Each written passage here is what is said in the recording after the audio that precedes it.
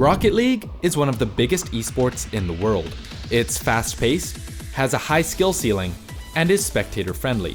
On one hand, someone who has never even played a video game is able to look at Rocket League and understand the basics of what is happening. On the other hand, seasoned gamers will see the nuance and difficulty inherent to the game in controlling your car and working together as a team. For those of you who have never seen Rocket League before, the goal is simple. Use your rocket-boosted car and work with your teammates to put the ball in the other team's net. The game is simple enough for anyone to pick up and start playing, but through a wide variety of advanced techniques, Rocket League can be pushed far beyond casual play. This ever-increasing difficulty is part of the reason that Rocket League has survived for so long. Seeing a potential market in professional play, developer Psyonix spearheaded the Rocket League Championship Series, a league intended to give players a chance to compete at the highest level. For the last 5 years, the RLCS has been the pinnacle of Rocket League competition. But unfortunately, due to management issues and one of the best teams in the RLCS leaving, Rocket League's competitive community has been put in jeopardy. And one of the biggest esports titles on the market needs to make some changes if they're going to survive in the long run. Let's start by talking about the league structure. Similar to traditional sports, ownership over one's team is a contentious issue. The NBA is famously a players' league, and while the players themselves don't own the teams, they do have considerable sway over the terms of their contracts and their ability to force trade deals with other teams. The NFL has many restrictions about who is able to own teams. This excludes religious groups, governments, and nonprofits, and forbids groups of more than 24 people from pooling funds and owning a team. These rules are in place to put a clear boundary between the owners and the players. This boundary ensures that an active player cannot simply purchase a majority stake in a team and proceed to move or disband the team completely. It might sound silly when we're talking about big sports like the NBA and the NFL, and you're right. It is silly to think that LeBron James could just buy the Lakers and then move the franchise to Wyoming or Alaska or somewhere. But in esports, this is a very real possibility. In the RLCS, the onus of securing a spot in the league is placed on the players themselves, rather than their organizations or sponsors. This means that if a player were to transfer to another team, the original organization associated with that player would lose their spot in the league altogether.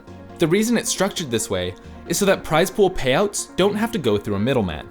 Rather than winning a $10,000 tournament and having your sponsor take 50% of that before passing the rest on to you, players are given the money directly, and it's up to them how much they want to give their sponsor. The specifics will vary from team to team, but most teams go with a 90-10 split. 90% of the winnings go to the players, 10% goes to the organization.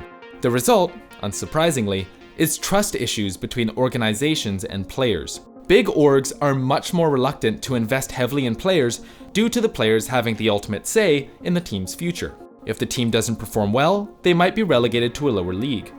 If the players aren't happy with how they're being treated, they can hurt the organization directly. On top of this, housing players, paying salaries, and flying them out to events is not cheap, and when your place in the league is tenuous, it's difficult to commit financially. This uncertainty has already had dire consequences, with one major team leaving after just 3 years with the league.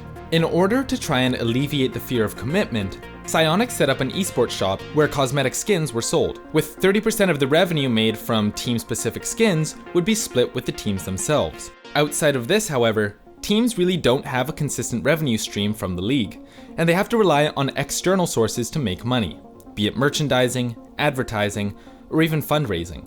The lack of any direct revenue stream means that if an organization were to commit to sponsoring a player or a team, the returns would be less than stellar, especially when you consider that some RLCS rosters cost upwards of $40,000 US per month to keep them running. As a response, 13 teams came together and wrote an open letter to the developers. Among these teams were some very notable organizations, like G2, E-United, NRG, and others, with the orgs asking for, quote, ownership of the teams, as they are the primary caretakers and drivers of players' health, well-being, growth, and financial wherewithal. On top of this, the letter insists that the communication between the league and the teams must improve, asking for bi-weekly meetings and much more notice in terms of event scheduling. With the dialogue now out in the open, the RLCS teams were hoping to come to a mutual agreement with the developers. However, a month after the letter was sent out, the league took a huge hit. Cloud9, one of the world's largest esports organizations that was beloved by many fans in the Rocket League community, made headlines after dropping the entirety of their Rocket League roster and effectively discontinuing any further investment with the scene. According to Rocket League caster Adam Lawler Thornton, C9 wasn't one of the teams that signed off on the open letter of grievances, suggesting that their decision to leave had already been set in stone. Psyonix has also been criticized for their lack of attention to Rocket League esports in regions other than North America and Europe. The South American and Asian scenes went years without receiving official support from the developers, and to this day, they still don't have a way to climb the ladder and take their shot at the Premier League.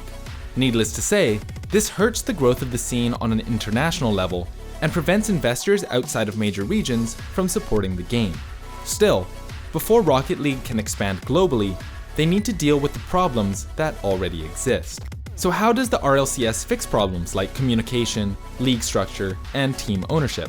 One option would be franchising their teams. If you look at League of Legends, professional leagues in different regions have the full support of Riot Games behind them, providing them with income and other added bonuses. Not only that, the spots in their league are fully owned by professional organizations. Rocket League could easily take this route to fully back up their top players and to keep the competitive scene alive with the investments they get from teams. However, this comes at the cost of eliminating the potential for underdog teams to rise to the main stage. If RLCS wants to keep this underdog aspect alive, they could have separate big Premier tournaments where anyone can join through qualifications, but still have top teams invited with a guaranteed seed in the upper brackets. CSGO currently does this with their Premier tournaments, as it keeps the dreams of an up-and-coming team alive while keeping top organizations safe. This would mean that the RLCS would have to give up their current league format. Instead, they would have one main event hosted by psyonix themselves, with all the qualifying events being run by third-party companies.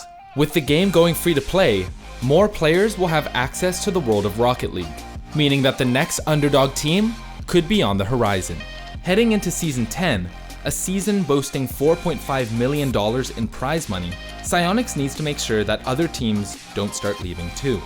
The main reason that teams are dropping out is because sponsoring a team doesn't have enough security. Just look at Cloud9, who felt that investing in the league was too risky and pulled out of the RLCS altogether.